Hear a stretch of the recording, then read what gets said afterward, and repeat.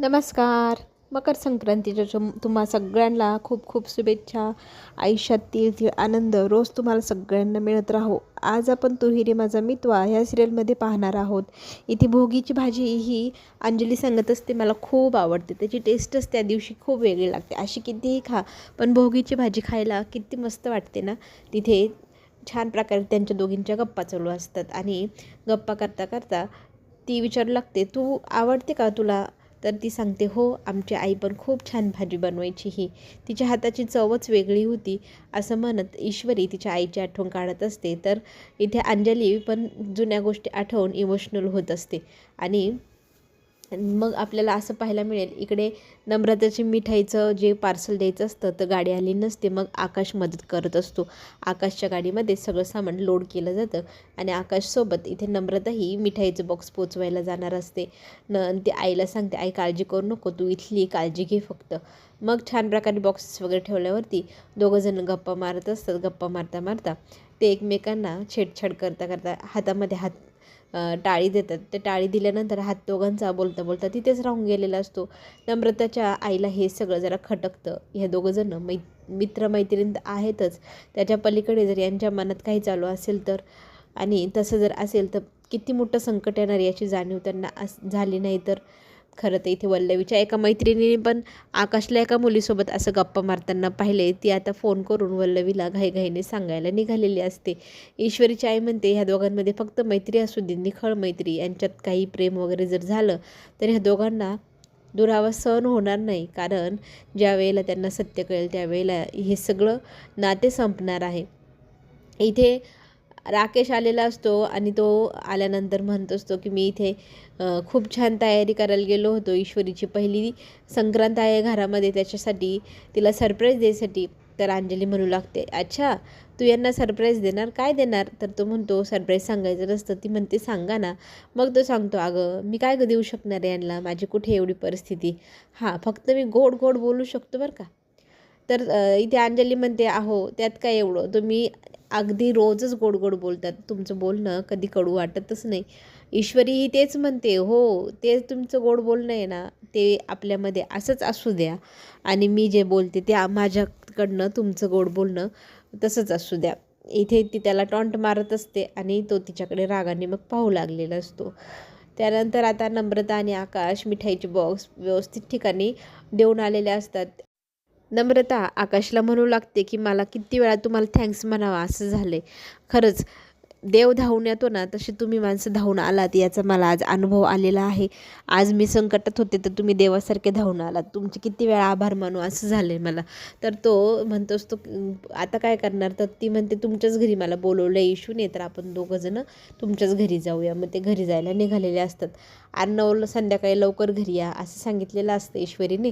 मग तो घरी आलेला असतो. त्याच्या मागेच लगेच ईश्वरी ब्लॅक कॉफी घेऊन येते. तर तो म्हणतो, मला नको आहे, तू कशाला आणली?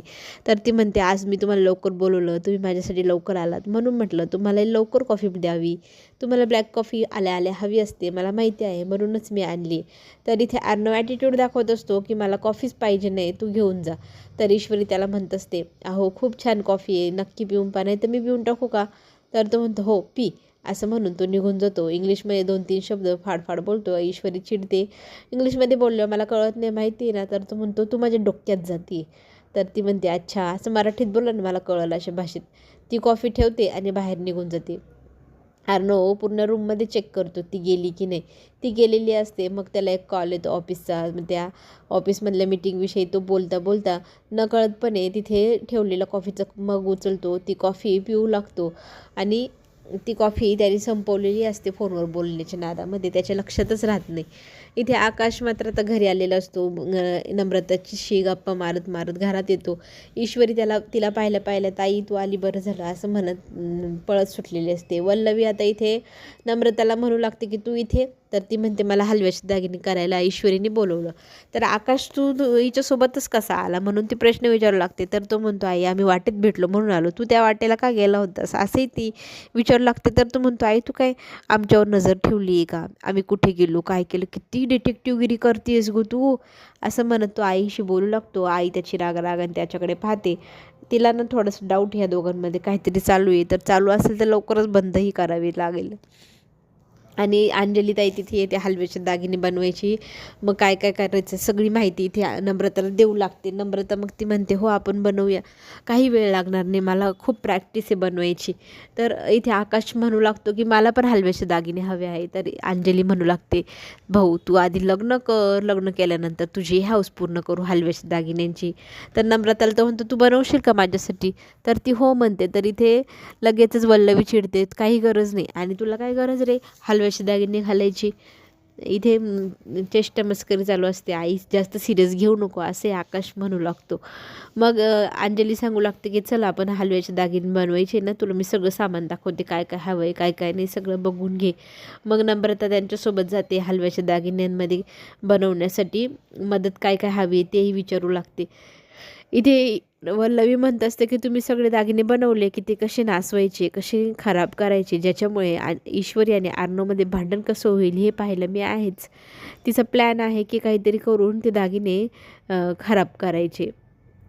ईश्वरी खोलीमध्ये जाते. आर्नव बसलेला असतो, कॉफी पिलेली असते, तिने पाहिलेलं असतं पण मुद्दाम ते आता त्याच्या हातातल्या कड्याचं माप घेते, अंगठीचं माप घेते, गळ्यातले माप घेते. तर आर्नव विचारू लागतो तू कशाला माझ्या हाताचं याचं त्याचं मेजरमेंट घेते? तर ती सांगू लागते अहो मला ना दागिने बनवायचे, तुमच्यासाठी बनवावे लागेल ना म्हणून मेजरमेंट घेते. तर तू म्हणतो तू बनवले ना तरी मी घालणार नाही, ते गटारात फेकून देईल मी. तर ती म्हणते काय एवढ्या मेहनतीने मी जे दागिने बनवेल ते तुम्ही गटारात फेकाल? असं कसं चालणार नाही, मी बनवलेले दागिने तुम्ही नक्की घालाल, मला माहिती आहे. तर तो म्हणतो मी घालणार नाही. तर ती म्हणते ठीक आहे मग नाही घालणार तर कशाला बनवून मी दमत बसू, मी नाही बनवत. बघा बरं, नाही तर कॉफीसारखं मी पिणार नाही म्हणाल आणि कशी पिली. तसं आत्ताही म्हणाल मी हलव्याचे दागिने घालणार नाही, वेळेवर मागितले घालाल तर मी कुठून देऊ? त्यापेक्षा मला आधीच सांगा घालणार आहेत की नाही. तर म्हणतो नाही घालणार. तर ती म्हणते बरं बनवून ठेवते, घातले ते घातले, कारण तुम्ही नाही म्हणतात नाही मग घालतातच, मला माहिती आहे तुम्ही नक्की घालाल. इथे दागिने जवळजवळ पूर्ण झालेले असतात. ईश्वरीने आणि नम्रताने छान दागिने बनवलेले असतात. अंजली प्रत्येक दागिन्याकडे मन लावून पाहते, किती सुरेख बनवलेस ग असं म्हणू लागते, कौतुक करते नम्रता आणि ईश्वरीचं. आणि मी जर असे दागिने बनवायला बसले असते 3-4 दिवस लागले असते असंही ती बोलू लागते. मग नम्रता आणि ईश्वरी म्हणू लागतात की आम्हाला ना पहिल्यापासून प्रॅक्टिस आहे त्याच्यामुळे आमच्याकडनं ते बनतात लवकर. त्यातच ना तिथे आकाश येतो आणि आकाश पण खूप कौतुक करू लागतो त्या दागिन्यांचं, किती सुंदर आहे, किती रेखीव आहे. तर अंजली म्हणते बघ तुझी बायको पण ह्या घरात ज्या वेळेला येईल ना, तुमची संक्रांत राहील ना, ती पण तुझ्यासाठी असे सुंदरसे दागिने बनवेल. तर तो म्हणतो हो नम्रता तू बनवशील ना? तर सगळेजण त्याच्याकडे पाहू लागतात. तर तो म्हणू लागतो की तू तेव्हा पण येशील ना असं मग बनवायला, कारण मदत लागते ना. आता ईश्वरीला कशी मदत लागली नम्रताची तशी. मग अंजली त्याला म्हणते काय थट्टा मस्करी करत असतो सारखी, बस बरं गप. तर इथे दागिन्यांचं छान प्रकारे कौतुक वगैरे झालेलं असतं. खूप सुंदर दागिने, अंगठी वगैरे सगळं काही एकदम रेखीव बनली आहे म्हणून सगळेजण कौतुक करू लागतात. इथे वल्लवी पाठीमागून पाहत असते. वल्लवीचा प्लॅन आहे की कोणी इकडे तिकडे गेलं की दागिने खराब करायचे. ईश्वरी आणि आर्नवमध्ये भांडणं होईल अशी ती आता सोय करणार आहे. ती सतत वाट पाहत आहे थोडेसे इकडे तिकडे व्हावे म्हणून. तर इथे नम्रता म्हणू लागते की दागिने आपण आजीला दाखवून यायचे का, आजीला आवडतायत की नाही, काही चेंजेस करायचे का. मग ईश्वरीचे दागिने घेऊन नम्रता जाते आणि आपली ईश्वरी पण तिच्या मागेच जाते. आणि आर्नवसाठी बनवलेले दागिने तिथे टेबलवरतीच राहतात. त्यांच्यावरती आता खासखुशीची पावडर इथे वल्लवी टाकते आणि ते सगळं काही ईश्वरी पाहते. पुढील भागात आपल्याला हे पाहायला मिळेल. आजीने सात्विकाची साडी इथे ईश्वरीला दिलेली असते की तू ती संक्रांतीला घालावी, आणि त्या आता ही साडी घालण्याचा चांगलाच गळ आजीने घातला आहे तिची इच्छा पूर्ण करायला हव्या म्हणून. पण आर्नव म्हणू लागतो की आजीला यातलं काही माहीत नाही, त्याच्यामुळे आजीने एवढा हट्ट केला आहे की तू दागिने घाल, तू माझ्या आईची साडी घाल. पण तू असं काहीही करणार नाही, कारण माझ्या आईच्या साडीचं मान तू राखावा अशी माझी इच्छा नाही. तुम्हीच तर माझ्या आईला मारले, तुमच्यामुळेच तर माझी आई हे जग सोडून गेली, आणि आता कसले कौतुकं करतायत तुम्ही. इथून पुढे तू माझ्या आईची कुठली इच्छा पूर्ण करायला बांधील नाही किंवा तिची साडीही तू घालायची नाही. आता प्रश्न असा आहे की आजीची इच्छा आहे की साडी घालावी, आर्नवची इच्छा आहे की नाही घालावी. आणि इथे ईश्वरीचं फाडफाड बोलून आर्नवने अपमान केलेला असतो. साडी